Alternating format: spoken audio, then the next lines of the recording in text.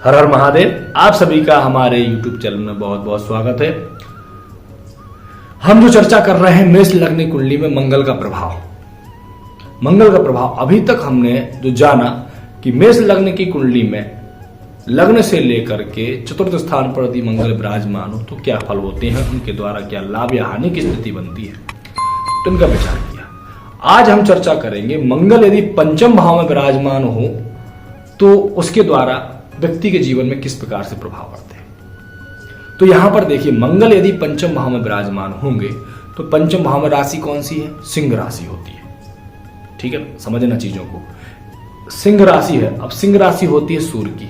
अब मंगल यदि सिंह राशि में बैठेंगे तो यहां मंगल मित्र गृह हो जाएंगे, क्योंकि मंगल जो है सूर्य को मित्र मानते हैं, बहुत अच्छा है, यहां मित्र गृह होकर के विराजमान होते हैं।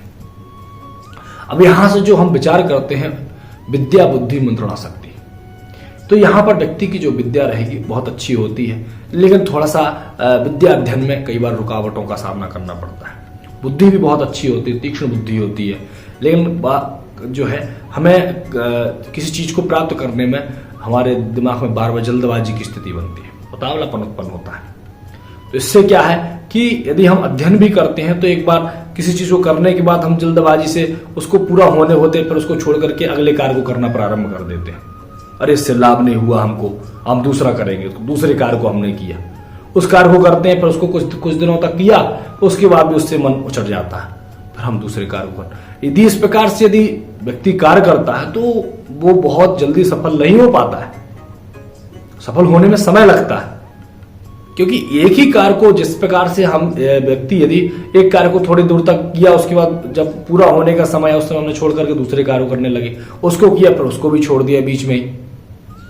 यदि एक ही कार्य को यदि पूर्ण रूप से थोड़ा सा समय दे करके यदि किया जाता है तो उससे लाभ प्राप्त होता। तो यहां पर वही दिक्कत होती, क्योंकि यहां पर तेज हो जाता है, थोड़ा सा हमको जल्दी मान सम्मान प्राप्ति की इच्छा रहती है, हम जल्दी से धन कमाना चाहते हैं, जल्दी से समाज में मान प्रतिष्ठा की चाह रखते हैं। बुद्धि है, वहां बैठेंगे तो हमें नेतृत्व करने, सब हमको अच्छा कहे, ऐसा हमारे मन में आता है विचार।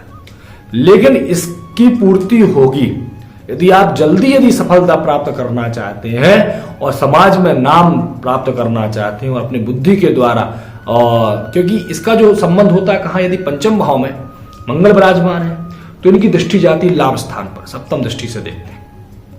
तो यहां पर जब लाभ स्थान पर जब इनकी दृष्टि जाती है तो व्यक्ति अपनी बुद्धि के द्वारा, अपनी बुद्धि कौशलता के द्वारा लाभ प्राप्त करता है। तो इसमें यदि थोड़ा सा मेहनत, धैर्यपूर्वक मेहनत करे और लंबे समय तक किसी चीज में लग कर कार्य करने पर तो निश्चित लाभ की प्राप्ति होती है, कि बलवान है, यहां पर पराक्रम है, बुद्धि के द्वारा भी पराक्रम करे, तो यहां बुद्धि का पराक्रम बहुत ज्यादा मायने रखता है। तो यहां बुद्धि के द्वारा यदि पराक्रम करते हैं तो व्यक्ति को लाभ होता है, लेकिन एक ही चीज में और धैर्यपूर्वक और लंबे समय तक यदि समय देते तो वो बहुत मतलब आजीवन, मतलब हमेशा के लिए वो हमारे लाभकारी बन जाता है और हमेशा हमको लाभ देने वाला होता है। थोड़ा सा किसी कार्य को किया, उसके बाद उसको आधे में छोड़ दिया तो उससे कई बार हमको हानि भी हो जाती है।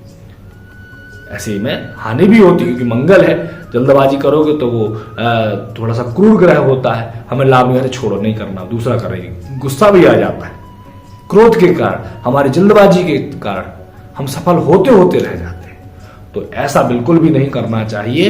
यदि इसमें आप समझते हैं तो आप जो है बहुत अच्छा पराक्रम, क्योंकि बुद्धि बहुत अच्छी होती है, ठीक है, रुकावटें आती हैं, अध्ययन क्षेत्र में भी आती हैं, लेकिन उन रुकावटों को हमें रुकावट नहीं समझ करके उसको पार करके आगे जाने की आवश्यकता है।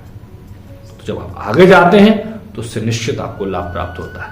लेकिन यहां पर एक चीज, यदि यहां पर किसी प्रकार शुभ ग्रहों का प्रभाव नहीं बनता है, मंगल अकेला बैठा है या किसी प्रकार से पाप ग्रहों की दृष्टि यदि संबंध बनता है तो संतान के लिए बहुत हानिकारक होता है। ऐसे में जातक के विवाह के पश्चात जो है संतान इत्यादि गर्भपात की भी स्थिति बन जाती है, गर्भ नष्ट होने की भी स्थिति बनती है, या किसी प्रकार से यदि संतान होती है तो विलंब करवा देता है, या किसी ऑपरेशन इत्यादि का योग बनाते हैं।